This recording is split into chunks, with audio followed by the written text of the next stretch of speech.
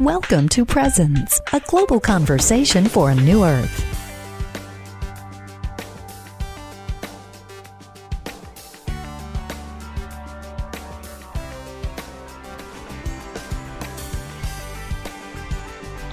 And hello, everybody. Welcome to Presence.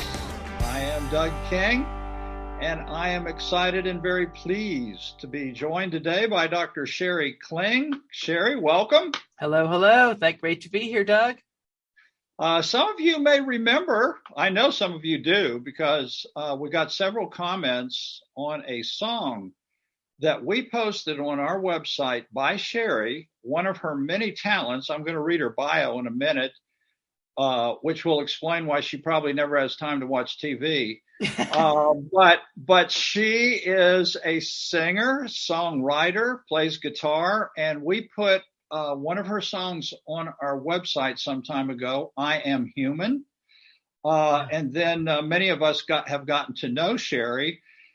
And now, you know how things come back around in life and we go different ways and then we meet again.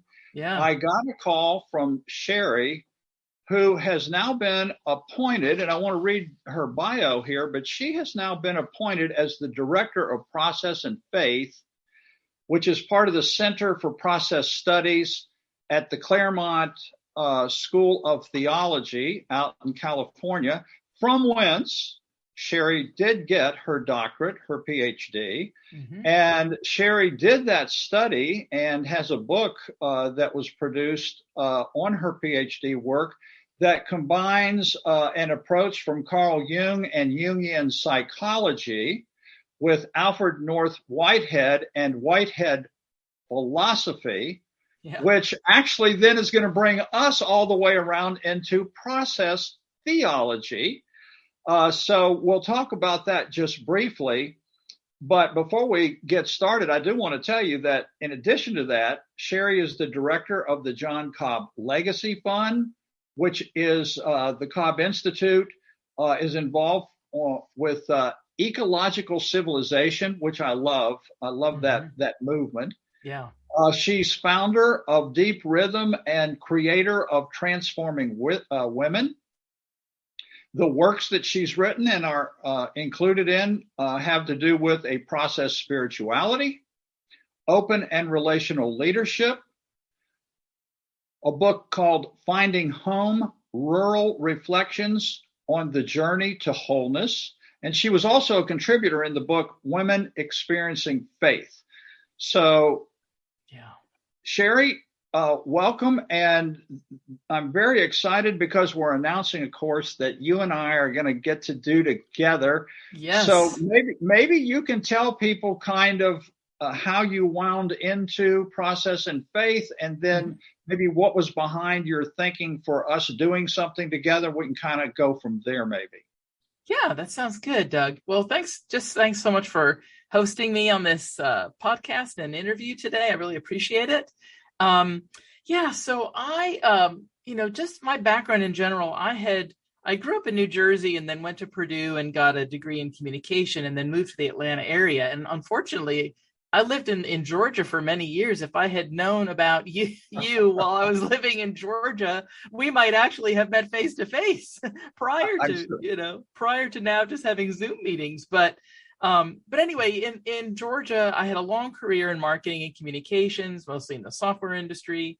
And then, I had been through a lot of downsizings in that industry. It's very volatile. And so I then stepped out into a career as a singer and songwriter and recording artist and did that for about 6 years. And it was just, it's just difficult to make your way in the world as an artist. And so I was, had really for many, many years been drawn toward theological study, but not to the path of ordination. And so I never did anything about that. But then at that point, I realized I could go on the academic track, and that really interested me. So first, I went to the Lutheran School of Theology at Chicago. I grew up Lutheran. And I got a Master of Arts in Theological Studies there, and I did an emphasis in religion and science, which I really loved a lot. And a good part of that there, they had a lot of great coursework around evolution and ecology and the evolutionary aspect of the cosmos, as a whole. Yes, yeah. And while I was there, I took a class at McCormick Seminary, which is a Presbyterian seminary next door, on process theology. And I had first heard about process theology in a book by a man named Christian de Quincey, who was a fellow with the Institute of Noetic Sciences. And his book was called Radical Nature. And in that book, he talked about consciousness going all the way down, like to everything in existence. Yeah. Now, and I was just really intrigued by that perspective. And he pointed to Whitehead and process theology. Now, as I've since learned, Whitehead wouldn't exactly say that consciousness itself goes all the way down. He would say experience goes all the way down, or some degree of interiority, subjective experience goes all the way down. But he wouldn't say consciousness. But anyway, that's another whole nother topic. But so when I had the opportunity to take a course with Anna Case Winters at McCormick, I did. And while I was in that course, I saw real resonances between the way that John Cobb, who's a leading process theologian, and David Ray Griffin, another one, in their introductory book, the way that they wrote about Christ as creative transformation, to me sounded very much like the way Jung talks about individuation. And so I then started to research connections and resonances between those two schools of thought, and came upon a book called Archetypal Process that David Ray Griffin edited, that kind of combined essays by process thinkers and Jungians. And that set me on this whole course of life that I've been on ever since. And it was, so then that led me to find Claremont School of Theology and connect there with Philip Clayton, who's a wonderful theologian with a strong expertise in religion and science and emergence and all of those things as well. And so I went to Claremont and got my PhD.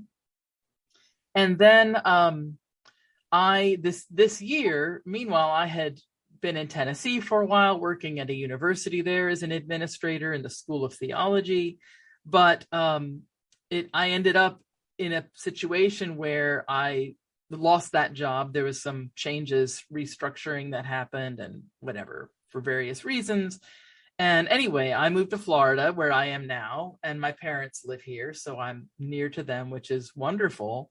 And recently this year in the spring, got these two positions, working as the director of process and faith, and also director of the John Cobb Legacy Fund. So I'll just say a brief thing about the Legacy Fund. It's a planned giving program that was started by these three process-related charities. So the Center for Process Studies, the Cobb Institute, which is still in Claremont, California, and the Institute for Ecological Civilization, to basically further the work that John Cobb started. He's been working in these areas of philosophy, theology, and also this ecological area. He wrote a book in 1972 called Is It Too Late? About our situation ecologically. And for people who don't know this, John Cobb is like 97 years old. Yeah.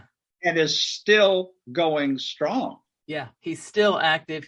He's very involved in a whole movement. There's a project out of the Center for Process Studies of working with China in their postmodern development to move toward an ecological civilization. China, in many ways, is well ahead of anyone else in terms of making their policy moving toward an ecological civilization, which the idea there is basically having a civilization that supports the flourishing of all beings, of all people and planet, and making decisions around policy and economics and everything else that support all beings of the whole planet.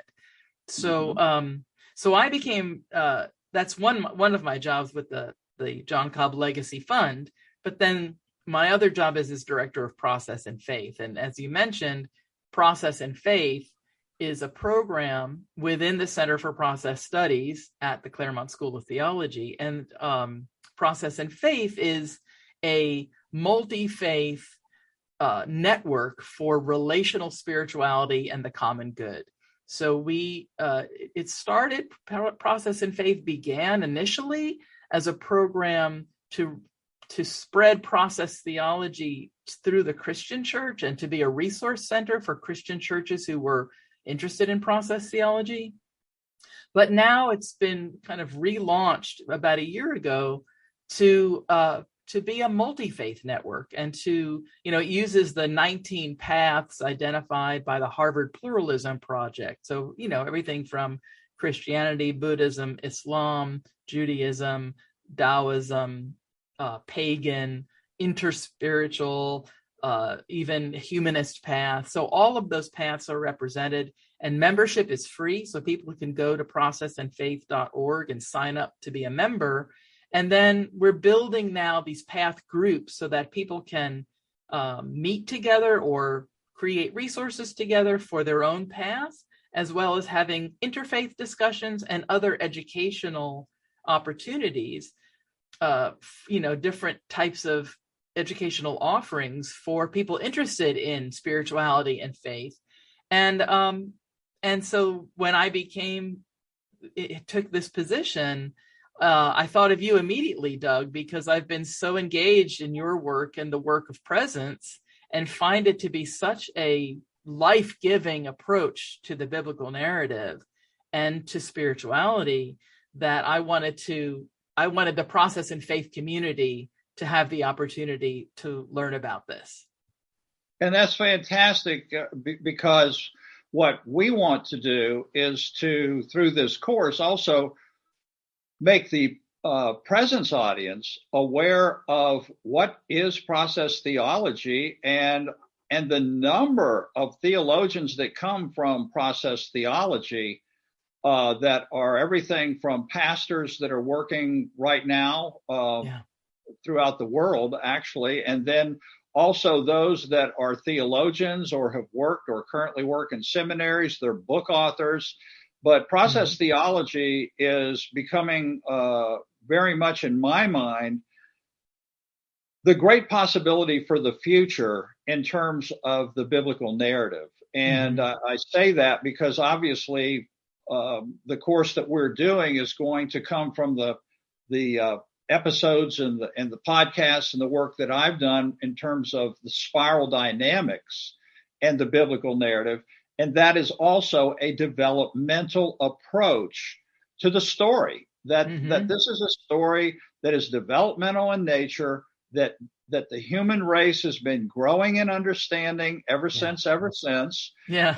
And it helps us kind of stop and take a look back to kind of get a feel for where things are right now and the different page numbers and where people locate themselves. And then also that is allowing us to say, well, where might things be going?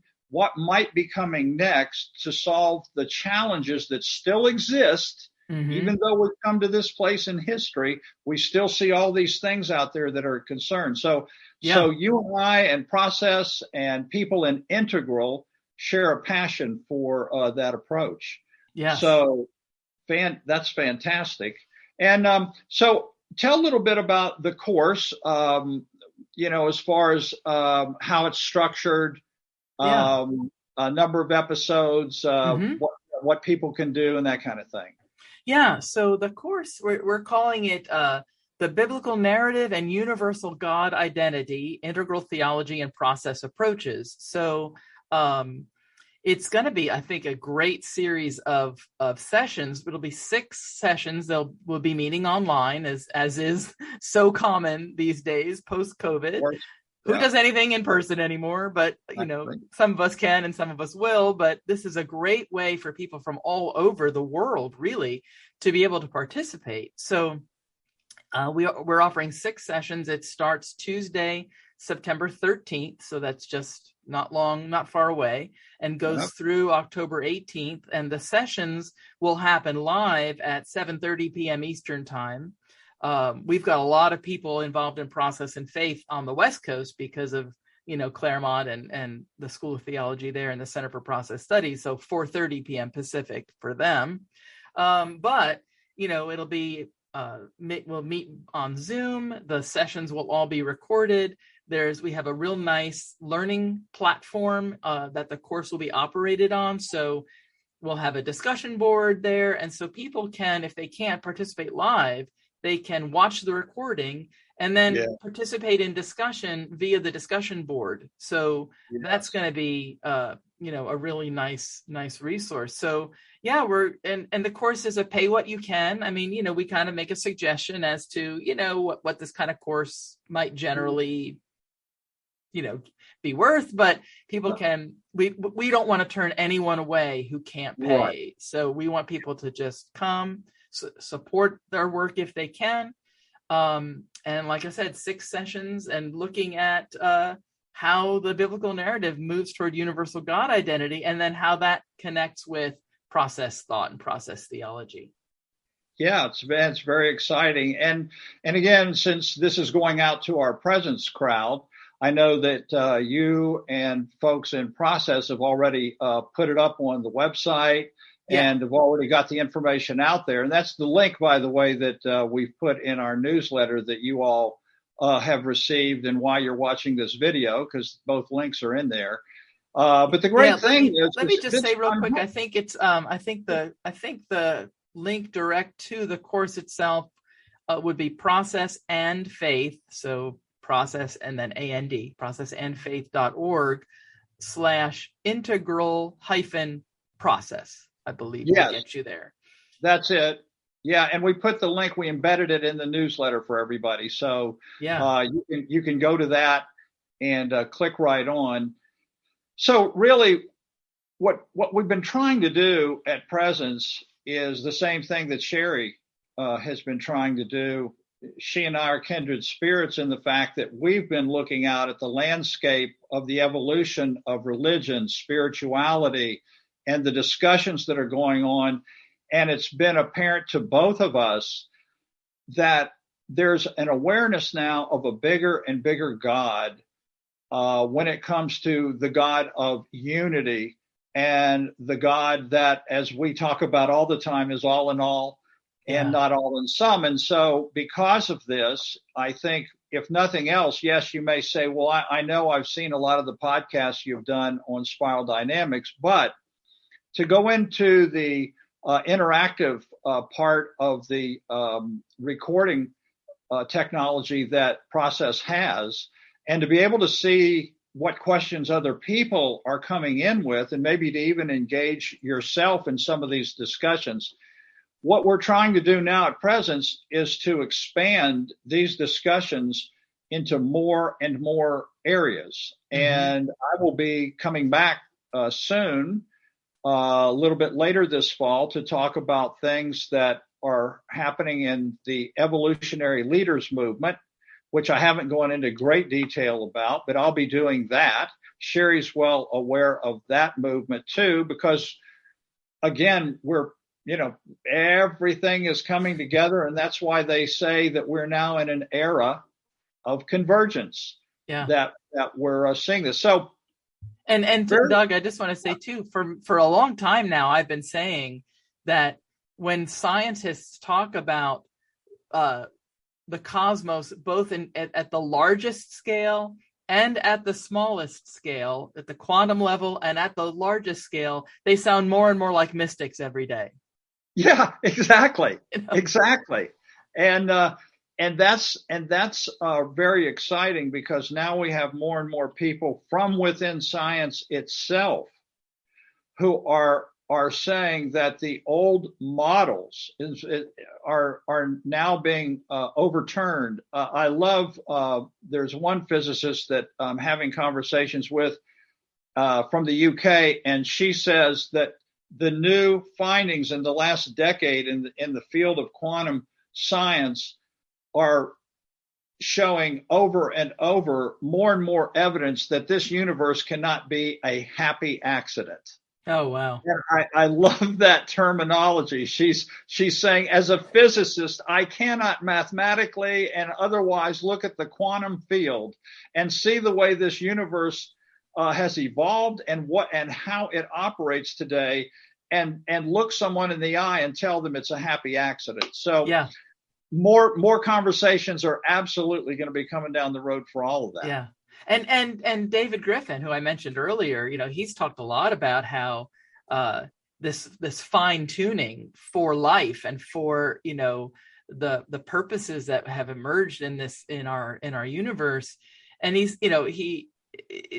kind of crazy the way some scientists want to speculate that there's this multiverse, these endless number of universes, in order for them to not show any kind of purpose or purposefulness in this cosmos. To avoid that at all costs, they'd rather speculate that there's a billion universes, all of which are parallel, and have a billion Sheri Klings and a billion Doug Kings in them, all living out different possibilities, so that this one could be an accident. Exactly. Yeah. And then, of course, as many other physicists are picking up on what he's saying, they're saying the results now that we're seeing in the nature of nature is not really supporting. It's taking us away from that multiverse outcome that what someone threw out initially. The thing about science is they're going to radically test every single proposal and theory that there is out there. And that's really actually to our advantage. If you really see and observe and believe, have faith, etc., that everything is God, then that science is God, and that therefore we are interpreting this external data, if you will, that is in the form of galaxies and stars and planets.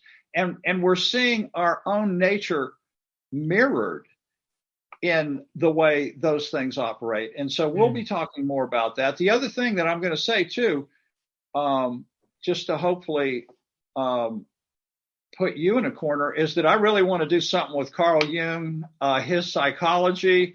Sheri you got great expertise there. And so I'm going to say right now that at some point here in the near future, we will do a presence course where we'll have Sheri come in and we'll talk about that in light of the narrative, because here we have psychology, philosophy, theology. All of these things, again, are converging, and we're seeing the way God is manifesting in all aspects of our life. So I definitely want to take advantage of your expertise on that too. Yeah, I would love that, Doug. All right. Well, that's our announcement. You've got the thing. You can contact me, or you can go to info@presence.tv if you have any questions about anything. We look forward to seeing you online if you can join us for these sessions. If not, again, you can watch them whenever it works into your schedule and still participate in the discussion. But at this point, I just really excited that we're, again, making new contacts with a whole big universe called process theology. So, Sheri, thanks for this invitation for us to work with you at Process and Faith. I really appreciate the invitation, and I'm really looking forward to working with you. Me too, Doug, and thanks for being willing to do it. And I so look forward. I think it's going to be a really great experience. All right, guys. Hopefully we'll see you there. We'll see you next time. Sounds good. Bye.